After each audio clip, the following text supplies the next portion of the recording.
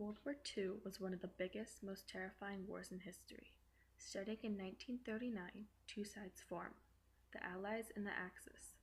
The main combatants in the Allies were Britain, China, France, Soviet Union, and the United States. The opposition and the ones we perceived to be the enemies were the Axis, Germany, Italy, and Japan.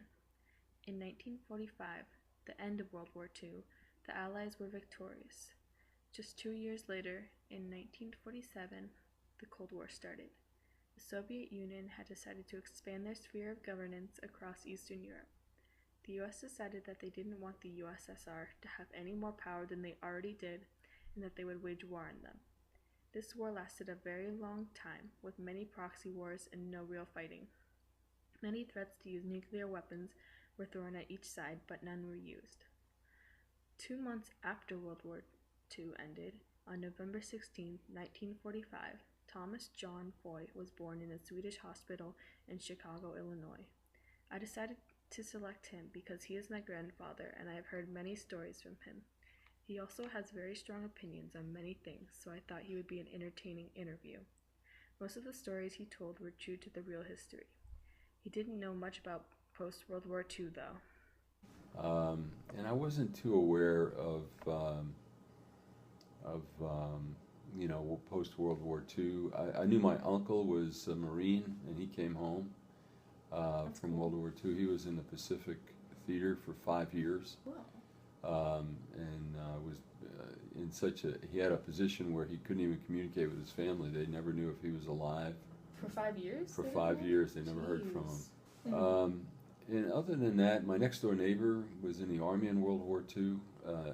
My next door neighbor was the dad, Mike Anakino was his name, and so there were a lot of veterans living around us as a child. But I don't remember anything relative to the war, or I think the economy was booming and everything was kind of going pretty good at that time. He did seem to know a lot about the Cold War, though. He knew about the Berlin Wall and its purpose. And eventually, what the Russians had done, or what the Soviet Union had done, was set up a blockade to prevent any supplies getting into that city. Tom also remembered bomb drills when he was still in school.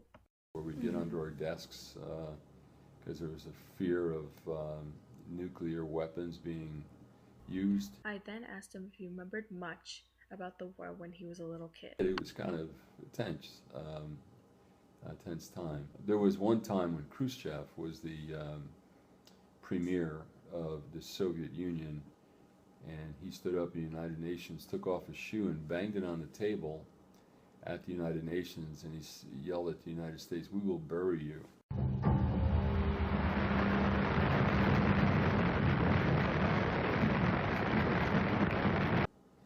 And he meant, I'm sure he meant that he'd bury us with nuclear weapons. A little craziness going on, so it was a little scary. Yeah. Some of what he was saying didn't really sound like the man he is today, so I asked him if his political outlook or general outlook on life had changed over time because of this. Yeah, sure, it changed over time. When I was in college, I was freewheeling. I wasn't a dope smoker, but there were a lot of people in my generation that were, and I knew a lot. Everybody's of mine. It was kind of the free love time, and all this stuff was just the way to live. I changed my attitudes. I began to change my attitudes when I had children. That sounded more like the man he actually is. He started talking more about his later years, and I learned that he had been a part of the ROTC, or the Reserve Officer Training Corps. What's an ROTC was called a Reserve Officer Training Corps, and it was Army oriented, and you went through it for 4 years, and when you came out, you had a commission. And I didn't like all the the drills and the boot polish and stuff, so after 2 years I resigned. And then right about then the draft boards began to bring people into the Army primarily for Vietnam. He ended up not being part of the Army because right as he was put into the 1A category, the next group to be drafted, His wife, Stephanie Foy, discovered that she was pregnant, so Tom wrote the draft board and he never ended up being drafted. He then told a story about his best friend growing up, Alan, and his experience in the war. Was the first guy from my hometown that was killed. He stepped on a landmine. He was 18 years old. So I went to visit his parents after I heard he died. He was their only child. And I sat down with Mr. and Mrs. Klestenik, and I was a dopey 18-year-old myself, but I was expressing my condolences. And right then I got a letter in the mail from Al. And they'd already been notified that he died, but the mail took more time than a telegram. And it was actually turned out to be his last will and testament, which was kind of unusual, that he would think of writing that to his parents, and that would be the letter to get from him. So there was a lot of emotion attached to that. I think all the people he had met and lost growing up had shaped who he is today. He said that during that time, there were many people who were saying things like, this can't be a solution. War is never a solution. During that time, he also said that the attitude towards other countries doing things like the Soviet Union did was changing. We were less inclined, I think, to take a stand. I think we softened on that. And that would happen in the 60s and 70s, because, people losing people, every day you do. In this country, you have free news, so you'd read about somebody that my best buddy was killed, in Vietnam, and every day there'd be reports of people getting killed. Pretty difficult times. So I think it had a dampening effect on people, in terms of their patriotism. Because no one ever decided the exact date the actual Cold War ended, I decided to ask his opinion on it. Well, actually, I don't know if it's totally ended. I think in terms of the definable time, it was the tearing down of the Berlin Wall, the perception of the Soviet Union retracting to Russia and basically Russia at the time, and they just didn't have the power, the influence, the outreach that anybody else had. But I still think it's out there. I still think the Russians are, they're moving into Ukraine. Towards the end of the interview, I asked him how he thinks the world has changed since the Cold War ended. Oh man, Brennan, we could sit here for a couple of hours and talk about that. I think there's a value system.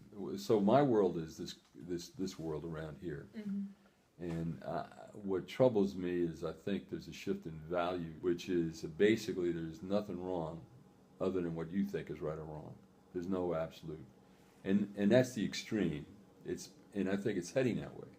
So people that are maybe not as well educated in values or as well schooled in values, they kind of go off and without a moral compass, they just kind of flop from one thing to another. He starts to talk about a book he read called 7 Habits of Highly Effective People, and how one of the things that really struck him was the push for a moral compass in the world he used to live in, and how it has changed to a more relative approach today. So I think the biggest change is moving away from a moral compass to a more relative, which is, there's no moral direction.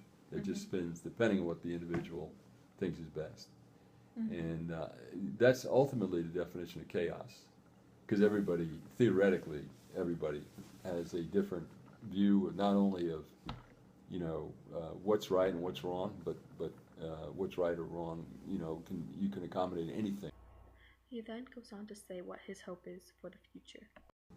My hope is that the people would come together in some way and not ever be in that situation. I do think there's evil in the world, and I think that evil is capable of a lot of things. So I'm not sure that I'll ever see that hope.